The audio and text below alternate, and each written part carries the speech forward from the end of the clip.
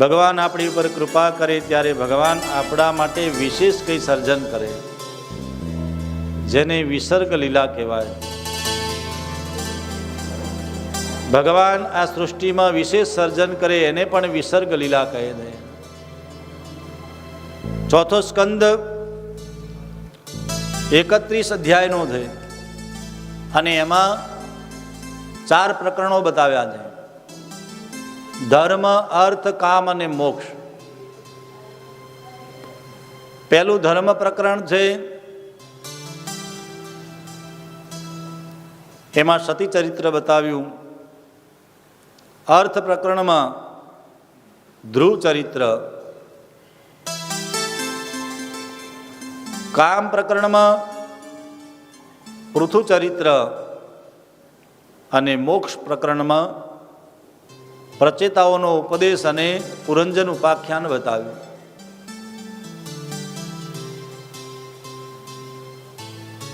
મૈત્રેય ઉવાચ મનોસ્તુ શતરૂપાયામ તિસ્રઃ કન્યાશ્ચ જગ્નિરે આકુતિર્દેવહૂતિશ્ચ પ્રસૂતિરિતિ વિશ્રુતા. મનુને શત્રુપાથી 5 સંતાનો થયા. એમાં દેવહૂતિ કરદમ ઋષિને પરણાવ્યા. આકૃતિ નામની કન્યા રુચિ મુનિ સાથે પરણાવ્યા અને રુચિ ઋષિને ત્યાં અને આકૃતિ માતાને ત્યાં યજ્ઞ નારાયણ ભગવાન થયા. બોલો શ્રી યજ્ઞ નારાયણ ભગવાન કી જય, શ્રી ભક્તવત્સલ ભગવાન કી જય. યજ્ઞથી બધાનું કલ્યાણ થાય. યજ્ઞનો શબ્દનો અર્થ છે કલ્યાણ.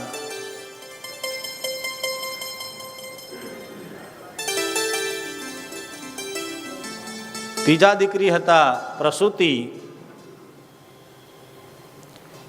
એમને ત્યાં જે દીકરી થયા સતી,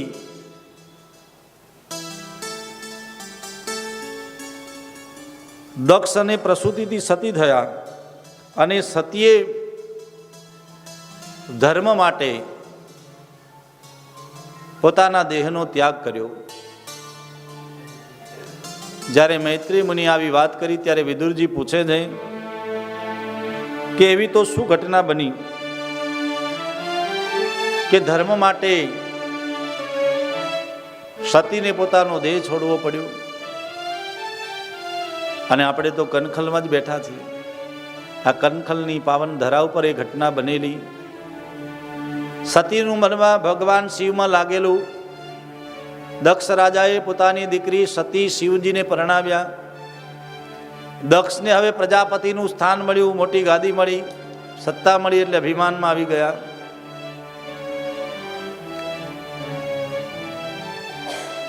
એકવાર સભાની અંદર દક્ષે પ્રવેશ કર્યો. બધા સભાસદો ઊભા થયા. શિવજી તો માળામાં લાગેલા, આંખ બંધ હતી, ધ્યાન રહ્યું નહીં.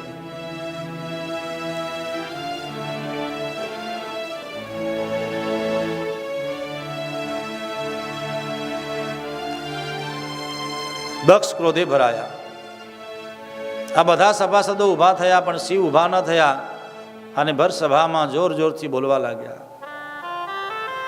આમ તો મેઇન વ્યક્તિનું ભાષણ છેલ્લે હોય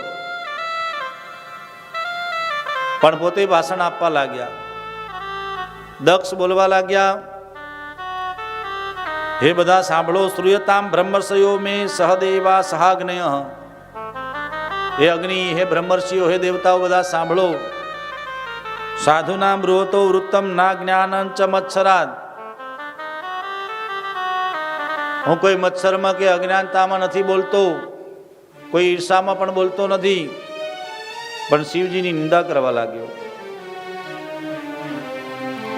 ગૃહિત્વા મૃગસા વાક્ષ્યા પાણી મરકટ લોચન.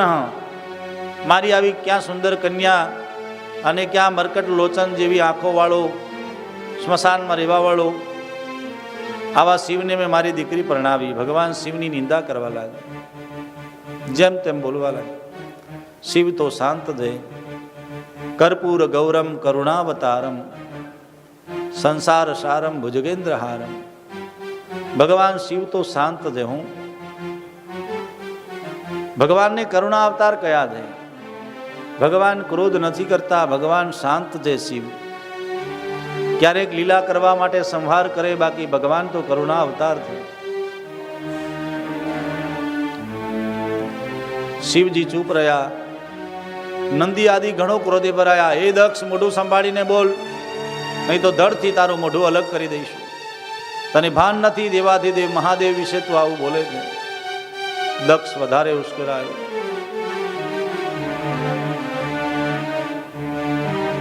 દક્ષ પ્રજાપતિના ગણો સાથે અને શિવજીના ગણો સાથે એકબીજાને બોલાચાલી વધી, એકબીજાને શ્રાપ આપવા લાગ્યા.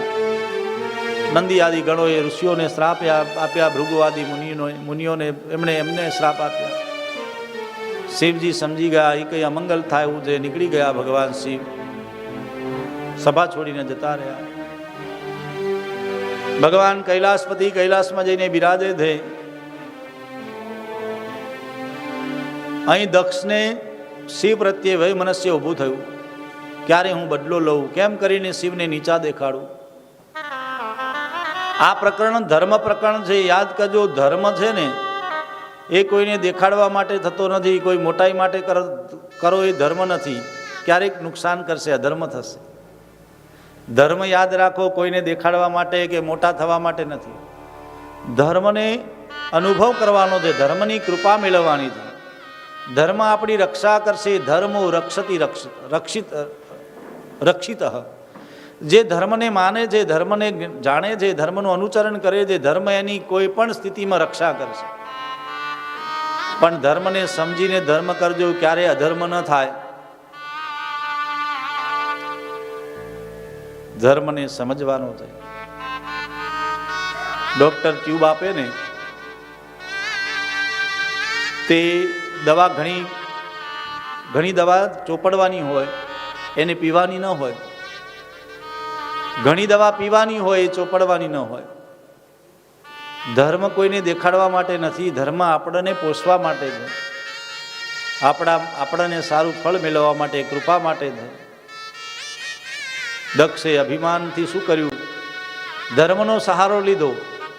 ઘણા લોકો સમાજમાં મોટી પ્રતિષ્ઠા, મોટો દેખાડો કરવા માટે ધર્મનો સહારો લેવો. સંપત્તિ દેખાડવા માટે, સંપત્તિ દેખાડવા માટે નહીં, ધર્મ માણવા માટે, ધર્મની કૃપા મેળવવા માટે ધર્મ કરો. ધર્મ ક્યારેક નુકસાન કરશે, ક્યારેક તમારી ચૂક થઈ જશે, એમાં ભૂલ થઈ જશે. પણ ભગવાનને સાથે રાખીને ધર્મ કરશો તો એ ધર્મ ક્યારેય તમને નીચા નહીં જવા દે.